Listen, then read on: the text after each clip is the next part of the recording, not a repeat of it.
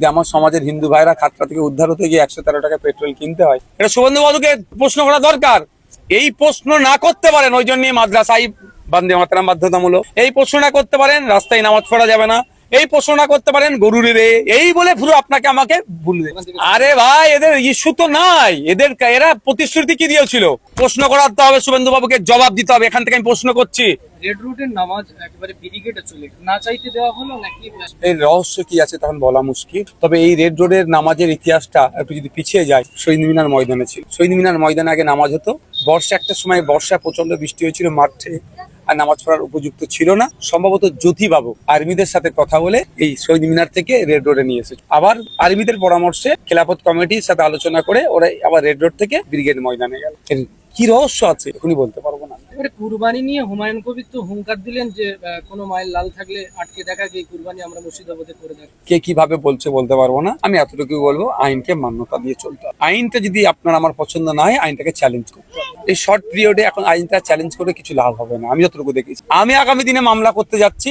14 বছরের পরে বলছি জবা করা যাবে, হত্যা করা যাবে, তো টোটালি হত্যা করা যাবে না, এক্সপোর্ট করা যাবে না। ও এখানে খেলে অপরাধ, আর বিদেশের মানুষ খেলে সেটা অপরাধ নয়। কামাচ্ছে ভারতবর্ষের থেকে টপ 10 এক্সপোর্টার যদি দেখেন সবকটাই নন মুসলিম। উত্তরপ্রদেশের সব থেকে বড় এক্সপোর্টার যিনি আল কাবির, সম্ভবত সে নন মুসলিম এবং ব্রাহ্মণ সমাজের মানুষ। আর এখানে এই গোহত্যা নিয়ে, গরু জবাইকে নিয়ে, গরু বলিকে দেওয়া নিয়ে হিন্দু মুসলমানের মধ্যে একটা বিভ্রান্ত তৈরি করার চেষ্টা করা হচ্ছে, সম্প্রীতিকে বিনষ্ট করার চেষ্টা করা হচ্ছে। পশ্চিমবাংলার মুসলিম সমাজের একটা হেভি অংশের মানুষ এবারে তারা ডিসাইড করে নিয়েছে গরুকে তারা জবাই করবেই না। 14 বছরের ঊর্ধ্বে নিচের কোনো প্রশ্নই আসছে। তাদের যে ডিসিশন নিয়েছে সেটারও আমি বিরোধিতা করবো না। একেবারে পেট্রোল ডিজেলের দাম এটা নিয়ে একেবারে চতুর্থবার বাড়তে বাড়তে একবার দুবার তিনবার চতুর্থবার বেড়েই গেল, বেড়ে 13 টাকা 59 পয়সায় এসে দাঁড়িয়েছে। কেন শুভেন্দু বাবুকে প্রশ্ন করেন না? এটা শুভেন্দু বাবুকে প্রশ্ন করা দরকার। এই প্রশ্ন না করতে পারেন ওই জন্যই মাদ্রাসায় বন্দে মাতরম বাধ্যতামূলক। এই প্রশ্ন না করতে পারেন রাস্তায় নামাজ পড়া যাবে না। এই প্রশ্ন না করতে পারেন গরুর রে এই বলে পুরো আপনাকে আমাকে ভুলবে। প্রশ্ন করাতে হবে শুভেন্দু বাবুকে, জবাব দিতে হবে। এখান থেকে আমি প্রশ্ন করছি, শুভেন্দু বাবুকে জবাব দিতে হবে। আপনি বলেছিলেন যে আমাদেরকে ক্ষমতায় নিয়ে আসুন, অর্থাৎ বলেছিলেন তিনি বিজেপিকে ক্ষমতায় নিয়ে আসলে, ওনাদেরকে ক্ষমতায় আনলে দিল্লি, উত্তরপ্রদেশের মতো পেট্রোলের দাম হবে। আজকে কেন হয়নি? এই প্রশ্নগুলো করতে হবে। আমি প্রশ্ন করছি, অন্যদেরও বলবো প্রশ্ন করুন শুভেন্দু বাবুকে। কেউ প্রশ্নের ঊর্ধ্বে নয়। দেশের আইন, বিচার, আদালত আছে, যেমন দেশের গণতন্ত্র আছে, সংবিধান আছে। হ্যাঁ, প্রশ্নের শালীনতা বজায় রেখে করতে হবে। এই প্রশ্ন না করতে পারে আপনাকে আমাকে অন্যদিকে মাইন্ডকে ডাইভার্ট করে রেখে দিয়েছে। হিন্দু খাতরে মে হ্যাঁ বলে তো ভোটটা চেয়েছে। হিন্দু ভাইদেরকে খাতড়া থেকে উদ্ধার হচ্ছে, যে আমার সমাজের হিন্দু ভাইরা খাতড়া থেকে উদ্ধার হতে গিয়ে 113 টাকা পেট্রোল কিনতে হয়। আমার নওশাদ সিদ্দিকীর কষ্ট হবে, কারণ আমার অন্তত হিন্দু ভাই আমার সমাজের খাতড়া থেকে উদ্ধার হোক না।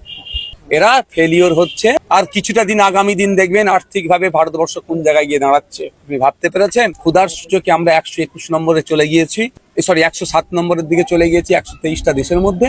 2014 সালে যেখানে 50-55 ছিলাম আমরা, ক্ষুধার সংখ্যা বেড়ে যাচ্ছে ভারতবর্ষে। তা নিয়ে কোনো চর্চা নেই। কে কত বড় হিন্দু, কে কত বড় মুসলমান, এই নিয়ে চর্চা হচ্ছে। কিন্তু কত হিন্দু মুসলমান সারা রাত না খেয়ে ঘুমাচ্ছে, দিনে একবেলা খেতে পাচ্ছে না, তা নিয়ে আমরা চর্চা করছি না। এত বড় আমরা ধার্মিক হয়ে গেছি। এই ধার্মিক মানে বক ধার্মিক বানাচ্ছে বিজেপি। ওর ট্যাপে আমরা যদি পড়ি, ধ্বংস ছাড়া আর ভালো কিছু হবে না। বহু পুরনো মসজিদ, এয়ারপোর্টের, যেটা এয়ারপোর্ট হওয়ার আগে পর্যন্ত ওই মসজিদ থাকে ওই জায়গায়, সেই মসজিদ নিয়ে এখন কথা তুলেছে শুভেন্দু অধিকারী। মসজিদ ওখান থেকে, আরে ভাই এদের ইস্যু তো নাই।